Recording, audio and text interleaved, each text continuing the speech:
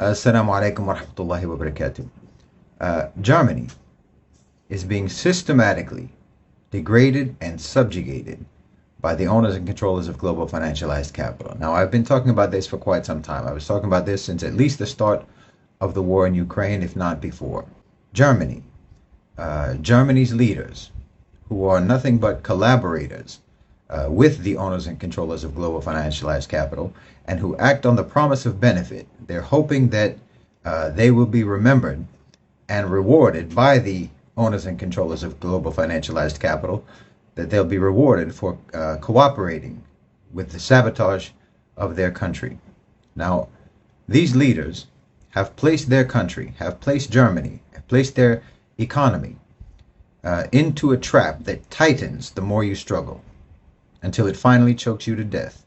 None of the reasons that these leaders have presented to their public as justifications for why they're doing this to Germany, none of these reasons have any substance.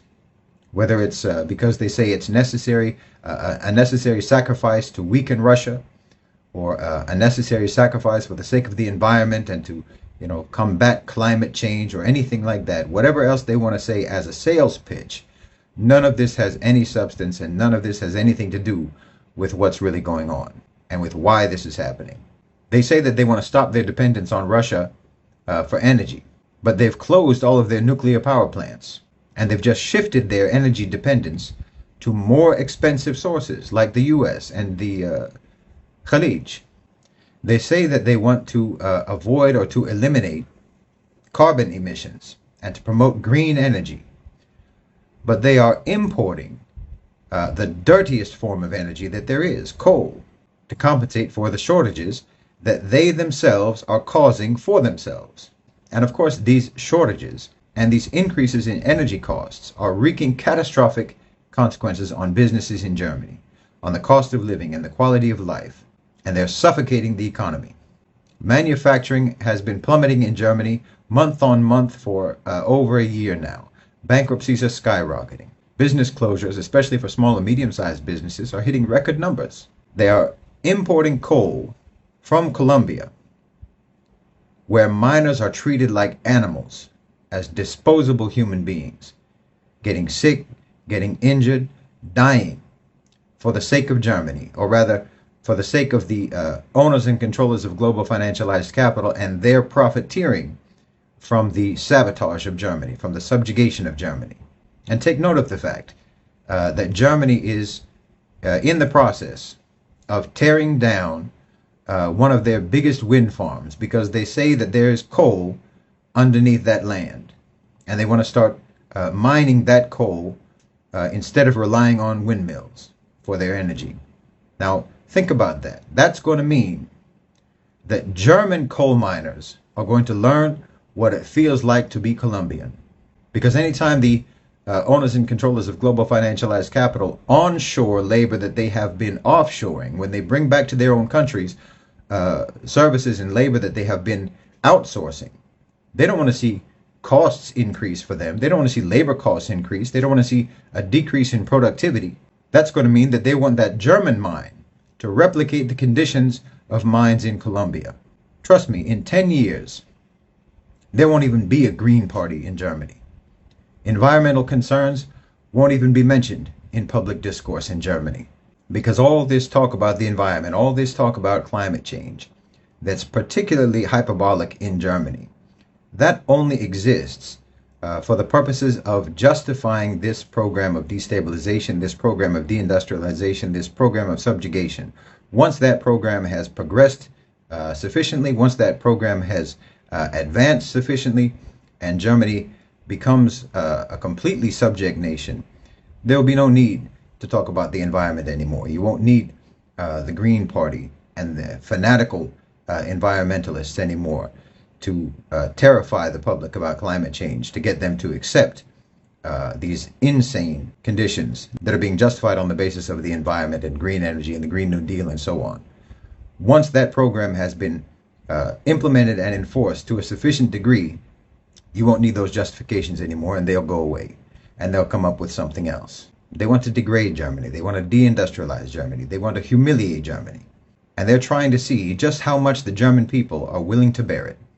In my opinion, the ideal optimal outcome of this experiment in humiliation for the owners and controllers of global financialized capital would be for the far right to come to power in Germany, and for Germany to exit the EU and to resume their ties with Russia.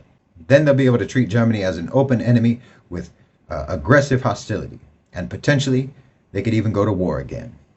The New York Times just reported that Germany supposedly is considering opening secret negotiations with Russia about Ukraine. Now, whether this is true or not, the New York Times wants you to think it is true. They want you to believe that.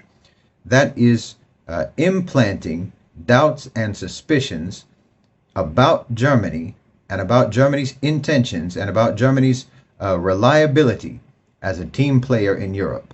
So just watch. You're going to see more of that. The media is helping to direct the whole trajectory of this project. There are headlines proclaiming that Germany is the sick man of Europe. This is an attack on German pride. This is psychological warfare playing out in the headlines of mainstream media. Germany is the sick man of Europe for no reason. Not because it was made sick, not because it was injected with a virus that caused cascading economic collapse. And let's not mention the fact in the mainstream media, let's just avoid talking about the fact that if Germany is sick, then that means that Europe is on its deathbed. Germany is the economic heart of Europe, and if that heart stops beating, Europe dies. No matter how much America would like you to believe it, no matter how much America would like Poland to believe it about itself, Poland is not going to be able to act as a pacemaker to keep Europe alive. If EU countries are laughing at Germany now, then that laughter is just a prelude to weeping. As I've said many times, the West allowed a parallel power structure in the private sector to grow and metastasize until it surpassed and usurped and commandeered state power. And this private sector power structure is not loyal to any nation. The owners and controllers of global financialized capital are their own nation, and only the national interests of this nation matter. It's a floating empire, unfixed to any geographic borders. And they view everyone as disposable serfs and slaves, whether they live in the global north or in the global south. And they will happily cannibalize their own populations without the slightest hesitation, and that's what they're doing. You know, in some parts of Europe, in the old days, they used to actually throw old people off cliffs if they became too feeble, if they became too weak to contribute. They would throw them off of a cliff if they felt that they had become a burden or that they had become obsolete in some way. Well, that's essentially what they're doing now. They're throwing you off a cliff. Workers, small businesses, the lower class, the middle class, they're throwing you off a cliff because you have no function for them anymore. I'm telling you, there's cultural and civilizational continuity in what's happening. There's continuity in this brutal disregard for what are deemed by them to be superfluous populations. You did not maintain replacement levels, replacement rates for the workers and the consumers that are needed by the owners and controllers of global financialized capital, and so you are now disqualified from the right to a decent life. That's why I keep saying that the West never evolved. They never civilized. They're just as cruel and as ruthless as they were 2,000 years ago. They're just as barbaric. They just became more sophisticated about being primitive. Jazakumullahu khairan wa assalamu alaikum.